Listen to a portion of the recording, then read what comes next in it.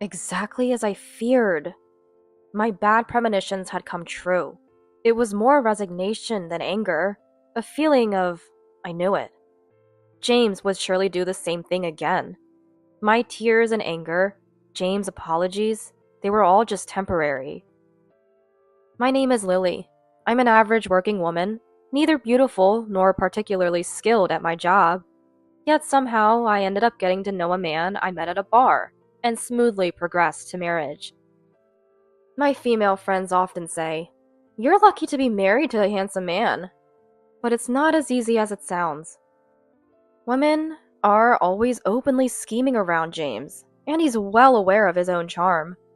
"If you keep being so demanding, I might get taken away by another woman." He had stopped listening to me. Outside, he plays the role of a loving, gentle husband, but at home, he's a complete henpecked husband. His mother, James could have married a better woman. Why settle for someone so plain and unimpressive? She's disliked me from the first meeting. Every time we visit, I'm bullied, and though my father-in-law, William, tries to calm my mother-in-law, Grace, her snide remarks never end. James, my husband, "Mom's just lonely because her only son is away. Just ignore her." He's more concerned about appeasing her than caring for me.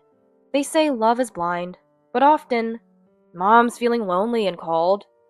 He goes back to his parents' house once a month, and it's too much for me. I wish we could spend more time together, just the two of us.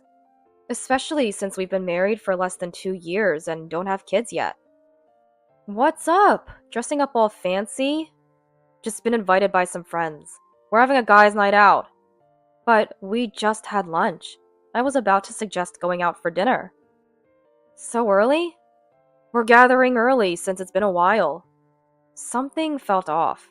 "It's been a while. You just had a gathering." He paused while tying his shoelaces. "It's a different group this time." "Really? It's not an affair, is it?" I had to ask directly because, well, my husband has a history.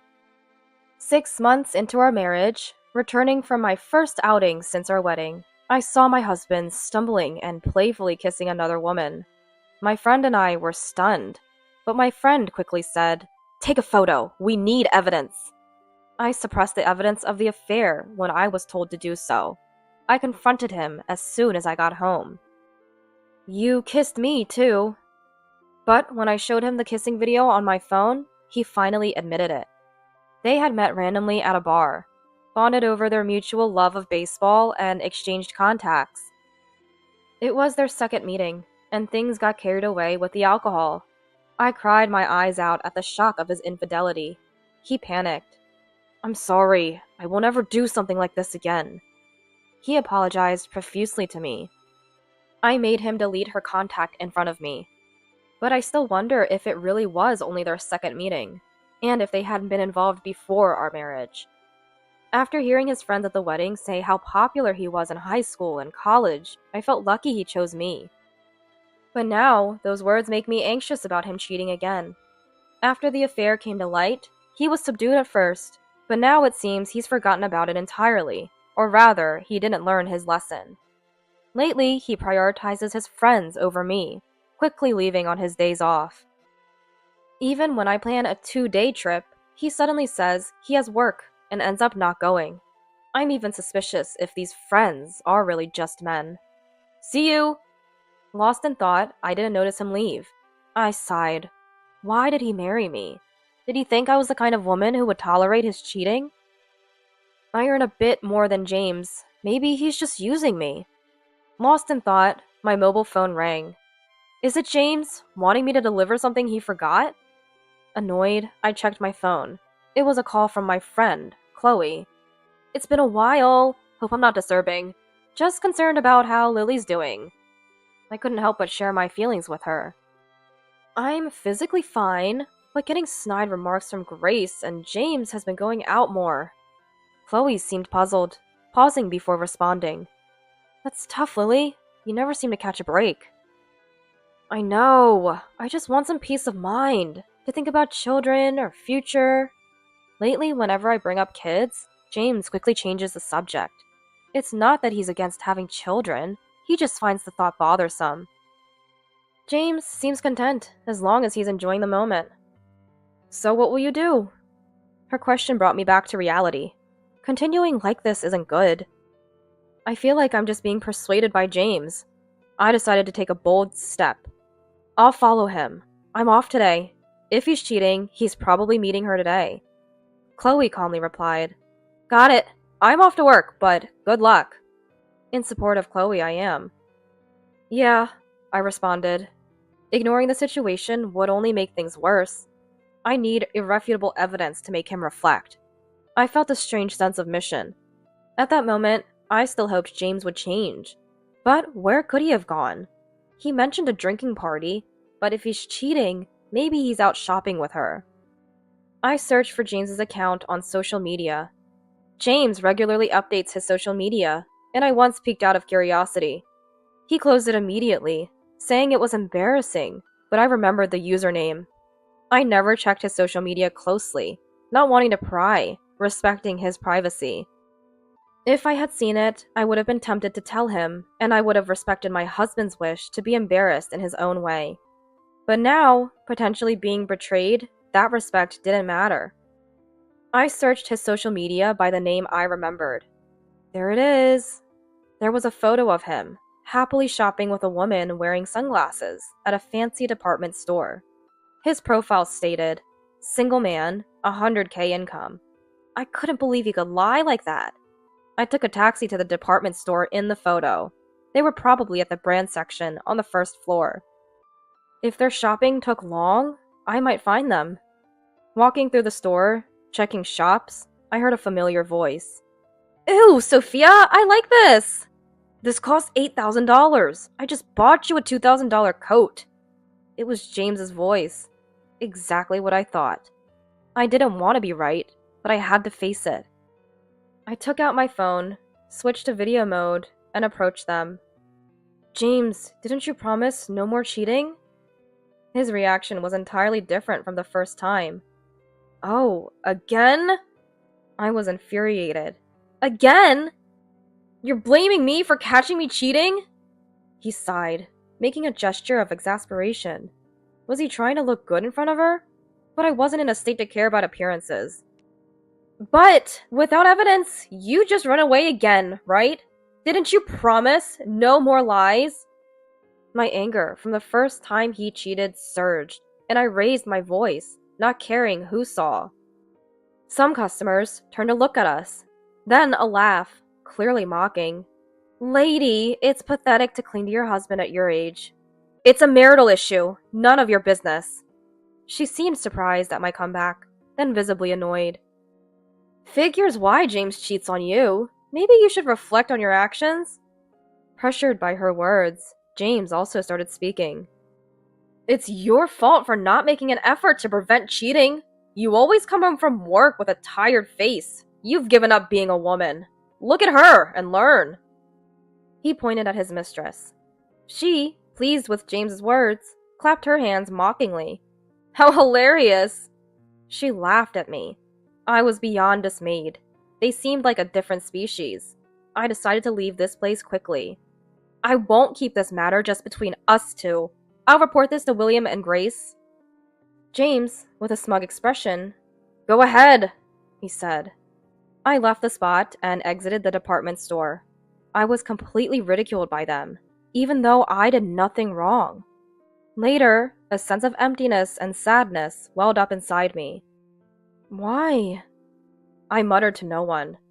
Tears streamed down my face, but I felt it was a waste to cry over such a man. I couldn't let this go.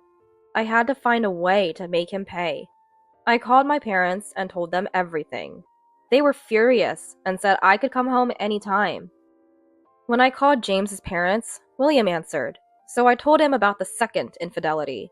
William apologized, confused. I'm sorry. He apologized to me, bewildered. His apology felt more sincere than James, even though he wasn't the one who did it. But Grace, who took over the call midway, Are you sure you're not mistaken? And, James is popular, so don't make a fuss just because he talks to other women.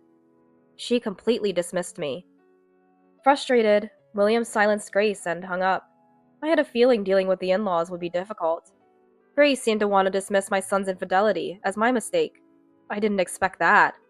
I wanted to rely on my parents, but with my mom hospitalized and my dad caring for her, I didn't want to trouble them. Dad tried calling James a few times to understand the situation, but James avoided the calls.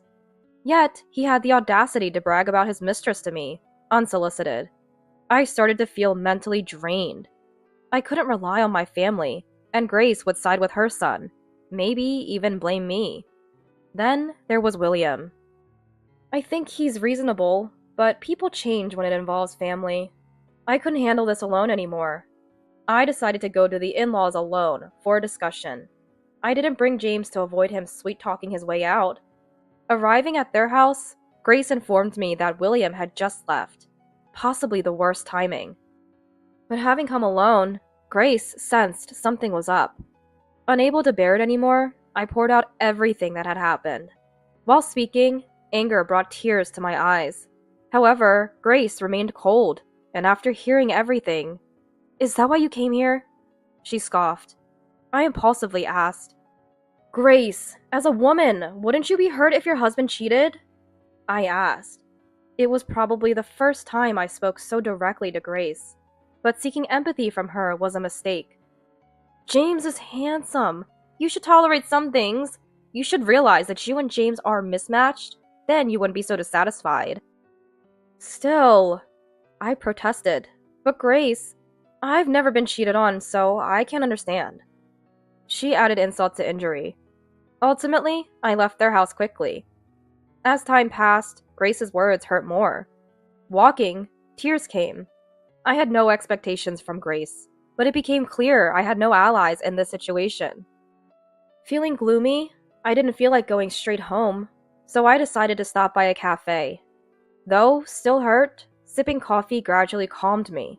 I couldn't focus on the magazine I picked up, but it somewhat distracted me. Just as I was about to leave, a familiar voice entered the cafe, unusually cheerful and loud. "Let's have lunch here!" It was Grace, unusually cheerful and loud. I sneaked a peek at the man's face. Grace, behaving unusually giddy for her age, leaned into the man's arm. It was clear they were more than acquaintances. Could Grace be having an affair? My mind went blank for a moment, but their behavior seemed unmistakable. She hadn't defended me earlier. Perhaps she was conscious of her own infidelity. I felt incredibly angry. Luckily, my seat was hidden from most of the cafe. I took out my phone and discreetly took pictures of their intimate behavior. I couldn't forgive James or Grace. I decided to plan their retribution. When I suggested a family dinner, even my busy cheating husband agreed. "Yeah, Mom gets lonely. I should be there for her." I was so excited to get on board that I contacted my parents. I inwardly scorned knowing about the other man, but it wasn't the time to confront my husband. A week later, we had a dinner at his parents' house. I played the role of a quiet wife. After dinner, as everyone started having coffee, William said, "Suddenly wanting a family dinner? Is something up?" My husband looked tense. I had already told William about my husband's cheating. William was shocked. "You, with a family?" His anger was palpable, but Grace interrupted, predictably. "The wife is to blame for being cheated on. It's your fault for lacking charm." Grace spat venomously, as if warning me not to say more. At that moment, something inside me snapped. "Oh, so William lacks charm too?" Eh? They hadn't expected that. William and Grace spoke up almost simultaneously. "Because, Grace, you're cheating, aren't you? Based on your logic, William must be lacking charm." William looked at Grace, half doubting, half believing. Grace, red to her ears, burst out in anger. "Me? Cheating? Ridiculous! You lying wife!" Normally, I'd be overpowered, but not today. Ignoring Grace's intimidation, I pulled out my phone from my bag, showing the evidence photo to everyone. "You!" William, at a loss for words, turned to me. "Not true! Not true!" Grace desperately tried to cover it up, but it's hard to deny. when caught embracing another man in a cafe. When I saw it, my husband was surprisingly there. "Mom, no way!" My husband was shaken. "Mom's such a dirty woman!" Grace shouted back, "You're doing the same thing!" I never imagined my husband and Grace would end up shouting at each other. William interrupted the commotion. "Enough! Apologize to your wife first!" My husband, chastised by William, "Why don't you apologize to your own wife first?" looked dejected. "Willie, I'm truly sorry," he said. "It's not you who should be apologizing, William." Grace glared as usual. "Also, I'm divorcing you. You cheated with my friend. Leave the house and prepare to pay compensation in the divorce." "How can I? I've never worked." Grace's voice trembled. William coldly stated, "You're well enough to cheat. You can work." Realizing he was serious, Grace turned to my husband. "James, you understand me, right? Let's live together." His response was cold. "No way! You betrayer!" They were both selfish, only thinking of themselves. I hired a lawyer and filed for compensation in the divorce against my husband and his mistress. William, now my ex-father-in-law, did the same, hiring the same firm to divorce Grace and claim compensation. My husband ended up alone in an old apartment, and Grace struggled in unfamiliar jobs, eventually working in a relative's factory under harsh conditions. Both are too poor to move away, so I hear rumors about them. They blame each other for the divorce and now hurl insults. Meanwhile, I enjoy my freedom, living alone. Less stressed than when I was with my cheating husband and cruel Grace. I might date or remarry, but for now, I'm enjoying my free, single life.